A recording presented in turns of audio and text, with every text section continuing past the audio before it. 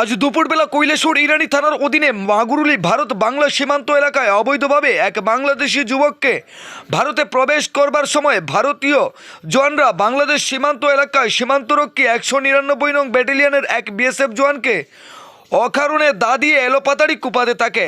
পরবর্তী সময়ে ওই বিএসএফ জওয়ান আত্মরক্ষার স্বার্থে তাকে বন্দুক দ্বারা গুলি ছুড়ে, যার ফলে ঘটনাস্থলেই প্রাণ হারায় বাংলাদেশি ওই যুবক।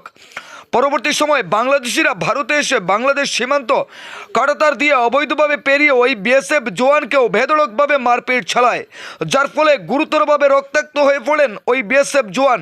পাশাপাশি টেনে হিচড়ে বাংলাদেশে নিয়ে যাওয়ারও চেষ্টা করা হয় বিএসএফ জওয়ানকে। ঘটনাটি প্রত্যক্ষ করতে পেরে অন্যান্য বিএসএফ জওয়ানরা ছুটে আসেন এবং বাংলাদেশিদের হাত থেকে ওই বিএসএফ জওয়ানকে রক্ষা করে চিকিৎসার জন্য প্রথমে কৈলাসহর আরজিএম হাসপাতালে নিয়ে আসেন।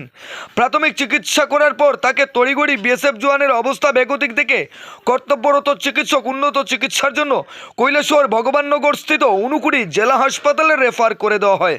বর্তমানে গুরুতরভাবে আহত ওই বিএসএফ জওয়ান কৈলাসহর উনকুড়ি জেলা হাসপাতালে চিকিৎসাধীন।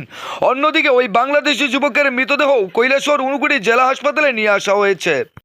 তবে ময়না তদন্তের জন্য মৃতদেহ বাংলাদেশি যুবকেরও কৈলাসহর উনকুড়ি জেলা হাসপাতালে রয়েছে বর্তমানে। ঘটনার খবর পেয়ে ঘটনাস্থলে ছুটে যান কৈলাসহর মহকুমা পুলিশ আধিকারিক জয়ন্ত কর্মকার সহ ইরানি থানার বিশাল পুলিশ এবং কেসার বাহিনী। গোটা ঘটনায় তদন্ত শুরু করেছে পুলিশ। তবে উক্ত ঘটনায় তীব্র চাঞ্চল্য ছড়িয়েছে ভারত বাংলাদেশ সীমান্ত থেকে শুরু করে গোটা কৈলাসহর মহকুমার উত্তরাঞ্চল এলাকা জুড়ে। গোটা ঘটনার সম্বন্ধে কর্তব্যরত চিকিৎসক একান্ত এক সাক্ষাৎকারে কি বলছেন শোনাবো আপনাদের। ব্যুরো রিপোর্ট, লাল শক্তি নিউজ। বিএসএফ এর গ্রুপ তারা দুজন এসছে, পেশেন্টটাকে ব্রড ডেড নিয়ে এসছে। এসে আমাকে বলছে এক্সামিন করার জন্য। তো এক্সামিন করার সময় আমি দেখলাম যে পেশেন্ট মানে কিছু পাওয়া যাচ্ছে না, পেশেন্টের পালস বিপি কিছু পাওয়া যাচ্ছে না। তো তারপরে ভালো করে এক্সামিনেশন দেখে দেখলাম যে পেশেন্টের বা পায়ে একটা জায়গাতে গুলি লেগেছে।